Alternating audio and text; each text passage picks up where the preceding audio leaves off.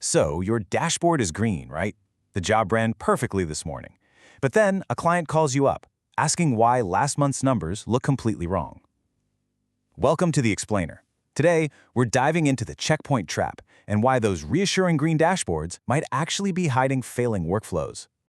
Here's the frustrating reality about automated workflows. They almost never fail all at once. Instead, they degrade quietly. It's kind of like a slow leak. A job that used to take 2 minutes creeps up to 6. A step that succeeded 99% of the time suddenly drops to 92%. And you know what? Nobody notices. Why? Because technically, the job still finishes. Yeah, it finishes. But job ran absolutely does not equal job succeeded. It's a massive distinction. 3 weeks later, you're buried in logs trying to figure out why the numbers don't add up. See, the real risk isn't a full system outage. Those are easy, right? They trigger loud alarms and get fixed immediately.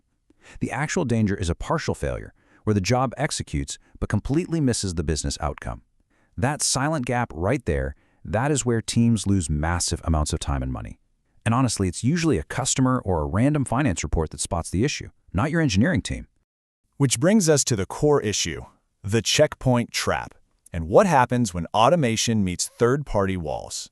This kind of invisible degradation happens most often with one very specific type of workflow. Basically, anything that has to pass through a third-party checkpoint. We're talking about things like CAPTCHAs, rate limits, login walls, stuff that sits right smack in the middle of an otherwise automated process. On the surface, they look like minor technical details. But in practice, they're literally the easiest places for automation to quietly mutate into a huge liability. So let's break down why this happens and what we can actually do about it. Let's look at the 5 hidden risks where time and money just disappear. All right, risk number 1, invisible partial failure. You have to ask yourself, does your job actually know the difference between it ran and it actually worked? Think about it like this. Let's say a session token expires mere seconds after it's issued. The step might look totally successful on your dashboard, giving you that nice green checkmark, but the actual business outcome failed because the token was dead on arrival. Moving on to number 2, retry storms. If you don't have a hard cap on retries, a broken step won't just fail and stop. It's going to loop infinitely. And that's bad news. It burns through your compute power, it drives up your vendor costs, and it can even get your system permanently flagged or rate limited by the target server. So how do we fix a retry storm? Well, there's a magic number here, and that number is 3. Our source material strictly recommends capping your retries at exactly 3 attempts, using an exponential backoff strategy. If it still fails after 3 tries, you have to log it as a terminal failure. Letting it retry forever is just putting a band-aid over a real defect. Risk number 3 is all about unclear ownership. Is there one specific person responsible for the health of this step? And hey, to be clear, the team is not an owner. I mean, a specific person's name. These small integration steps tend to get built once and then completely forgotten about. So when they inevitably break, your response time is entirely reliant on who happens to stumble across the failure first. Then we have risk number 4, cost drift. In a healthy system, your volume should scale linearly with successful solves. Simple, right? But if you aren't separating failed attempts from successful ones in your reporting, those wrong parameter loops we talked about will quietly chew through your profit margins. And you won't even know until finance comes knocking, asking why the bill is so high. Finally, risk number 5, session mismatches. This one is incredibly common. It happens when a solved step, like a CAPTCHA token for example, gets applied in a different browser context or HTTP session than the one that originally triggered it. Because of that mismatch, it fails entirely silently downstream. In fact, this is flagged as the single most common cause behind those frustrating "it worked on my machine but failed in production" support tickets.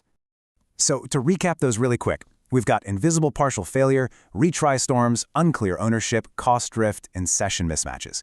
The integration itself might seem super simple, but these operational blind spots are the exact things that will ultimately bring your whole workflow crashing down. Okay, let's pivot to a solution. Here is a 4-question decision framework for evaluating this automation risk. Before you add or even continue to rely on a checkpoint workflow, you need to answer 4 quick questions. First up, ownership. Is someone specifically responsible for monitoring the health of this workflow out in production? Crucially, this needs to be someone separate from whoever built it. Because, let's face it, builders move on to new projects. You need a named owner who is keeping an eye on things today. Question 2 tackles observability. Can you actually see the difference between it ran, it succeeded, and the business outcome was correct just by looking at a dashboard? If you're forced to dig through complex, messy debug logs just to figure out if a run actually worked, well, your observability is completely failing you. Question 3 is about bounded failure. Remember that magic number 3 we discussed? Is there a hard retry cap in place? And even more importantly, does a repeated failure eventually escalate to an actual human being? You have got to log those terminal failures and get them in front of a person, rather than letting the system spin its wheels endlessly in the dark. And question 4, which is absolutely non-negotiable according to our sources, authorization. Is this running only in environments you own or that you are explicitly authorized to operate in? Seriously, these workflows must only be used in owned, client-authorized, or contractually permitted environments. That is not optional. If you can't clearly answer all 4 of these questions, then that right there is your actual risk. It's not the technical complexity, it's the blind spots. Now let's talk about measuring true success and why we need dashboards over debugging.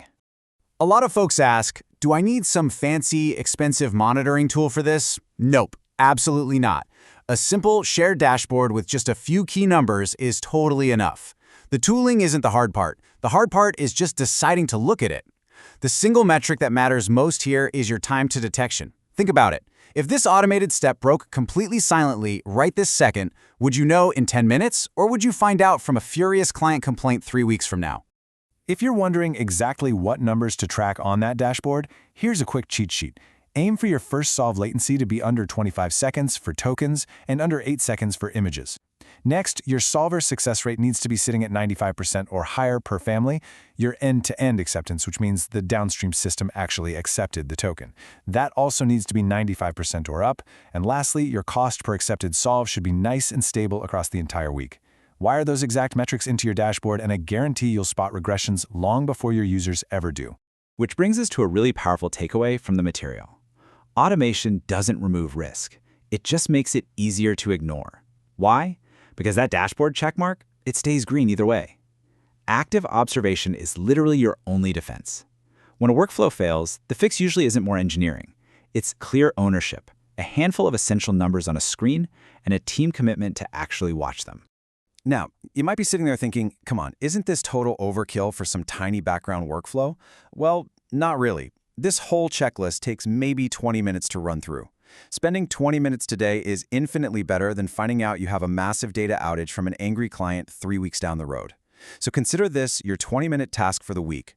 Go check on that quiet background workflow you haven't thought about in months. I want to leave you with this one final thought.